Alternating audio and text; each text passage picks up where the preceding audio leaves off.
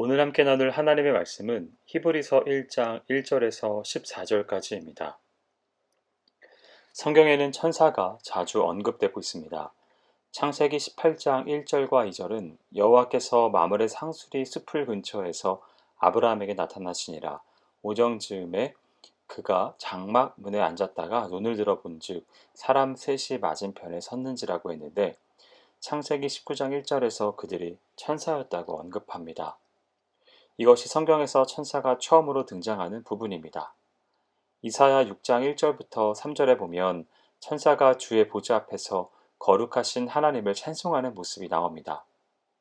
마태복음 13장 39절에는 추수 때의 추수꾼으로 나옵니다. 누가복음 16장 22절에도 성도의 영혼을 아브라함의 품으로 인도하는 모습이 나옵니다. 사도행전 12장 7절에서는 위기에 처한 베드로를 구원하는 일을 하고 마태복음 18장 10절에서는 성도들을 보호하는 일을 합니다. 천사들은 시집이나 장가를 가지 않습니다. 그리고 죽지도 않습니다.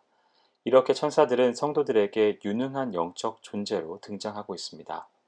그런데 본서의 기자는 예수 그리스도가 천사보다 훨씬 우월하다는 것을 말하고 있습니다. 첫째로 예수 그리스도는 천사들에 비해 뛰어난 이름을 가지고 계십니다. 본서 기자는 저가 천사보다 얼만큼 뛰어남은 저희보다 더욱 아름다운 이름을 기업으로 얻으심이니 하나님께서 어느 때에 천사 중 누구에게 내가 내 아들이라 오늘날 내가 너를 낳았다 하셨으며 또 나는 그에게 아버지가 되고 그는 내게 아들이 되리라 하셨느뇨 라고 말합니다. 예수께서 천사보다 뛰어난 것이 더욱 아름다운 이름이라고 했습니다.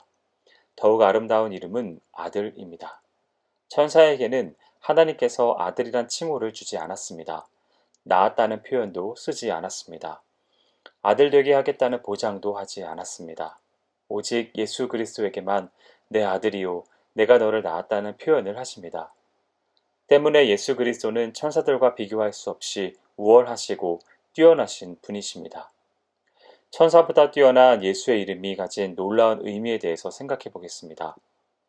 예수는 우리를 구원하신 이름입니다. 그래서 마태는 아들을 낳으리니 이름을 예수라 하라. 이는 그가 자기 백성을 저희 죄에서 구원할 자이심이라 라고 한 것입니다.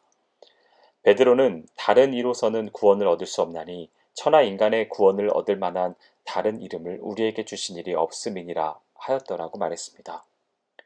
예수님은 요한복음 14장 6절에서 내가 곧 길이요 진리요 생명이니 나로 말미암지 않고는 아버지께로 올 자가 없느니라고 하셨습니다.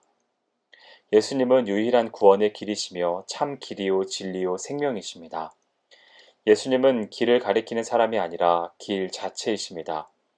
예수님은 진리를 보여주시는 분이 아니라 진리 그 자체이십니다.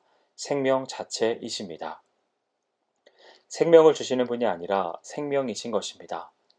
예수를 믿는 자에게는 생명이 충만합니다. 예수를 믿는 자는 진리를 깨닫게 됩니다. 예수를 믿는 자는 인생의 길을 그대로 깨닫고 압니다. 그리고 예수님은 모든 사람이 무릎을 꿇고 불러야 할 이름입니다. 바울 사도는 이러므로 하나님이 그를 지극히 높여 모든 이름 위에 뛰어난 이름을 주사 하늘에 있는 자들과 땅에 있는 자들과 땅 아래에 있는 자들로 모든 무릎을 예수의 이름에 꿇게 하시고 모든 입으로 예수 그리스도를 주라 시인하여 하나님 아버지께 영광을 돌리게 하셨느니라고 했습니다. 그러나 성경 어느 곳에도 천사를 경배하라고 하지는 않았습니다. 천사는 사람을 구원할 수 없고 죄를 사할 수 없기 때문입니다. 두 번째로 예수 그리스도는 천사의 수종을 받으십니다. 본서의 기자는 또 마다들을 이끌어 세상에 다시 들어오게 하실 때에 하나님의 모든 천사가 저에게 경배할지어다 라고 말합니다. 예수 그리스도께서는 천사들에게 경배를 받으십니다. 여기서 맏아들이란 말은 우선성과 우월성을 가집니다. 즉, 어느 누구보다도 뛰어나다는 의미에서 처음이라는 것을 뜻합니다. 그것은 존귀함, 영예, 가치를 보여주는 단어입니다. 찬양받기에 합당하다는 것을 의미합니다.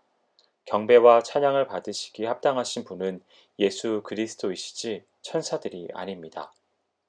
예수 그리스도께서 이 세상에 태어나셨을 때 그분은 천사들의 수종을 받고 그들의 경배를 받으셨습니다. 예수 그리스도께서 부활하시고 승천하셔서 하늘로 올라가셨을 때 그분은 천사들의 수종을 받고 그들의 경배를 받으셨습니다. 예수 그리스도께서 심판주로 이 땅에 다시 오실 때 그분은 천사들의 수종을 받고 그들의 경배를 받으실 것입니다. 천사들은 예수님이 태어나실 때부터 승천하실 때까지 그의 사역을 수종 들었습니다. 예수님의 탄생을 알려주기 위해 요셉과 목자에게 나타났으며 광야에서 시험 받으신 예수님을 수종 들었습니다. 동산에서 기도하시던 예수님께 힘을 주었고 그의 무덤에서 돌을 굴렸습니다. 천사는 예수님의 수종을 드는 존재입니다.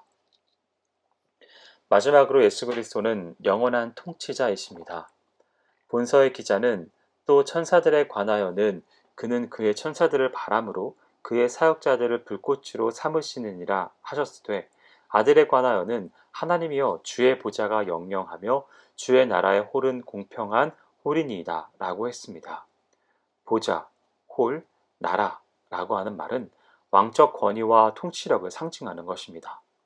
또한 바람과 불꽃은 하나님의 통치의 도구입니다. 하나님께서는 천사들을 바람과 불꽃으로 삼으셨다는 말입니다. 하나님은 천사들을 동원하여 하나님의 나라를 통치하십니다. 그러나 예수님은 통치의 도구가 아니라 직접 통치하시는 분입니다. 때문에 예수님은 천사보다 그 사역에서 뛰어납니다.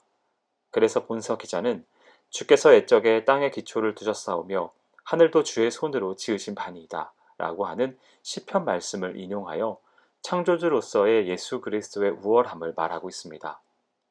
창조주로서 예수 그리스도께서는 세상을 초월해 계신 분이십니다.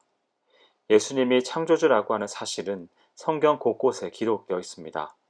특별히 골로새서와 본서는 예수님의 창조주 되심을 말하고 있습니다. 예수님은 만물을 지으신 분입니다.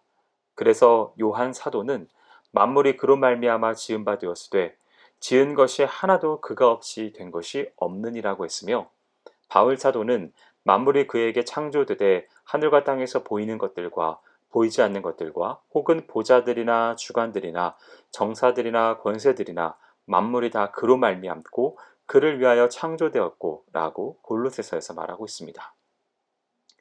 예수 그리스도께서는 창조주이시며 영원한 통치자이십니다. 이에 반해 천사들은 단지 하나님의 종들로 지음 받았을 뿐입니다. 예수 그리스도는 우주의 창조자요 통치자로서 하나님과 동등하신 분이십니다. 그리고 그분의 통치하심은 영원하여 태초부터 지금까지 그리고 이 세상 끝날까지와 그 이후로 있게 될 영원한 세계에까지 미치게 될 것입니다. 그러므로 우리는 천사까지도 그 앞에 복종하여 다스리심을 받는 영원하신 통치자 예수 그리스도 한 분만을 전적으로 의지하며 그분께 온전한 순종과 충성을 다해야 하겠습니다. 사랑하는 성도 여러분, 예수 그리스도는 하나님의 종들인 천사들과는 비교할 수도 없이 우월한 신분인 하나님의 아들입니다. 피조물에 불과한 천사들과는 비교도 안 되는 창조자로서 천사들까지도 다스리시는 영원한 통치자이십니다. 그리고 천사들의 수종을 받으실 뿐만 아니라 사랑하는 당신의 백성들을 수종들라고 천사들을 보내시는 높고 위대하신 분이십니다. 우리는 예수 그리스도 앞에서 하나님의 백성입니다. 그분께 온전한 경배와 찬양 그리고 보다 큰 영광을 돌리기를 축원드립니다. 기도하겠습니다. 사랑과 은혜가 많으신 하나님 아버지, 천사보다 뛰어나신 예수 그리스도를 살필 수 있는 은혜를 주심에 감사를 드립니다. 예수 그리스도는 천사들에 비해 뛰어난 이름을 가지고 계시고 예수 그리스도는 천사의 수종을 받으시며 영원한 통치자이심을 믿으며 살아가는 귀한 인생이 될 수 있도록 인도하여 주시옵소서. 행하실 주님을 기대하오며 모든 말씀 예수님의 이름으로 기도합니다. 아멘.